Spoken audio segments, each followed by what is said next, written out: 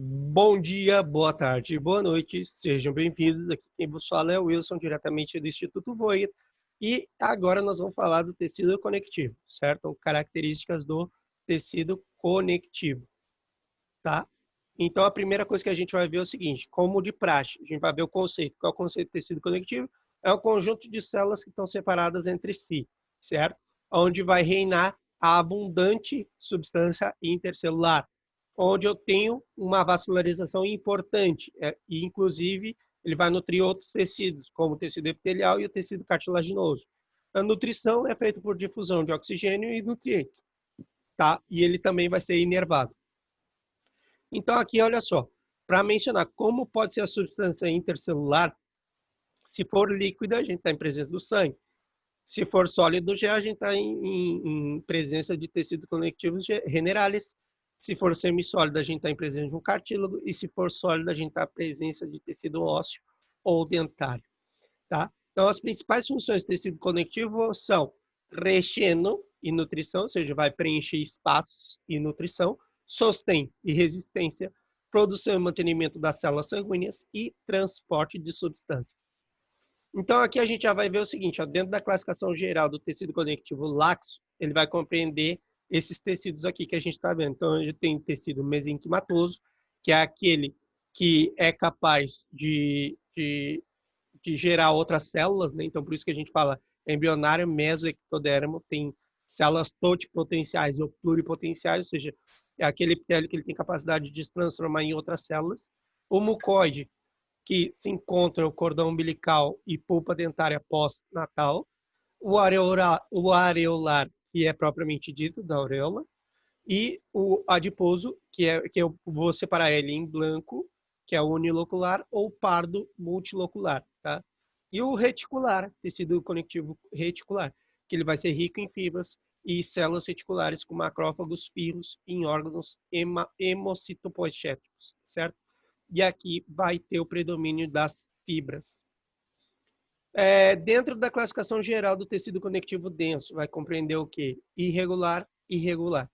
O irregular é aquele que vai compor basicamente o quê? O periósteo e a cápsula dos órgãos.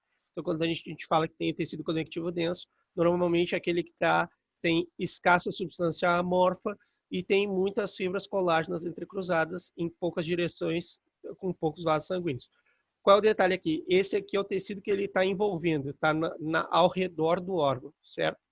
Então, tipo, eu tenho cápsula de Bowman, eu tenho cápsula de Gibson, que é o tecido conectivo que está rodeando o fígado, por exemplo. O Bowman é que está rodeando a nefrona. Então, é só para vocês poderem entender do que se trata esse tecido conectivo denso. O regular, a gente vai ter um elástico e colágeno, né? O elástico está relacionado com os ligamentos, né? Principalmente o ligamento da nuca e o ligamento da coluna vertebral, esses são exemplos, mas a maior parte dos ligamentos são tecido conectivo denso.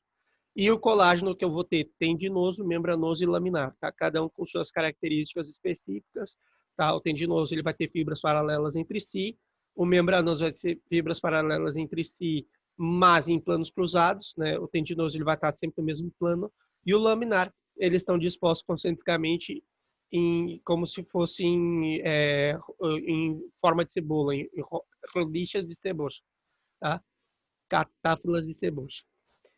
Então, olha só, para vocês verem como é gigantesco o tecido conectivo, a gente vai ver a classificação geral do tecido conectivo, quais são os especiais, tá? Então, aqui a gente tem o cartilaginoso, a gente tem o tecido ósseo, tecido sanguíneo, tecido hematopoético, tecido linfático e tecido adiposo, certo?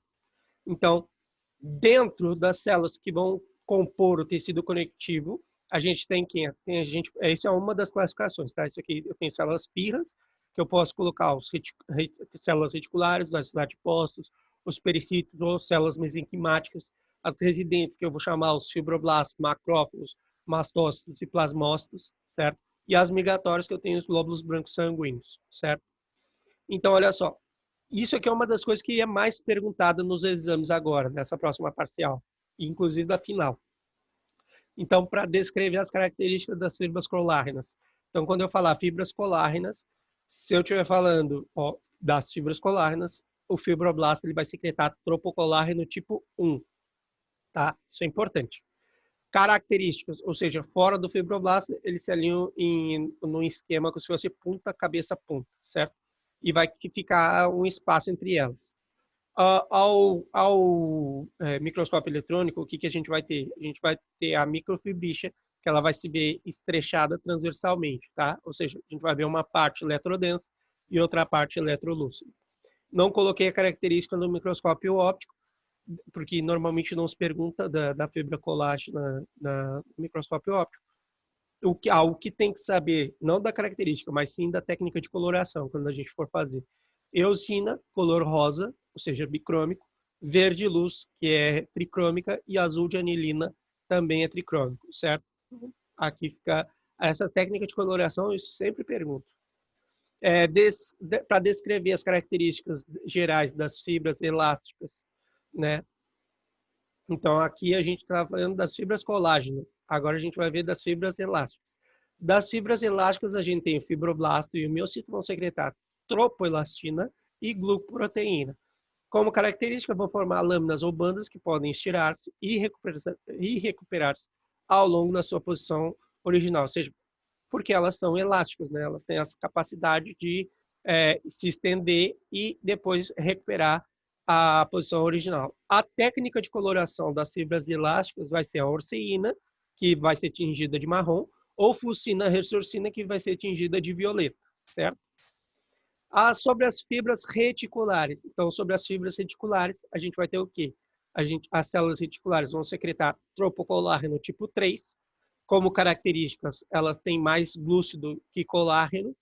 Ao microscópio eletrônico, ela é estriada transversalmente. Ao microscópio óptico, é um sostém laxo que dispõe de forma de rede. E técnica de coloração, ou seja, tem um passo positivo, pode se tingir também com sais de prata, da color negro, tá? A professora tem um desejo de fazer a pergunta para vocês de sais de prata, tá? Sempre, fibra reticular já associa com sais de prata, certo?